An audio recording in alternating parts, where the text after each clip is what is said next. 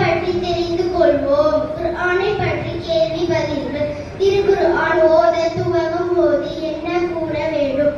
அஊது பில்லாஹி மினஷ் ஷைத்தானிர் ரஜீம் என்றும் மற்றும் பிஸ்மில்லாஹிர் ரஹ்மானிர் ரஹீம் என்றும் கூற வேண்டும். திருக்குர்ஆன் என்ற வார்த்தையின் பொருள் என்ன?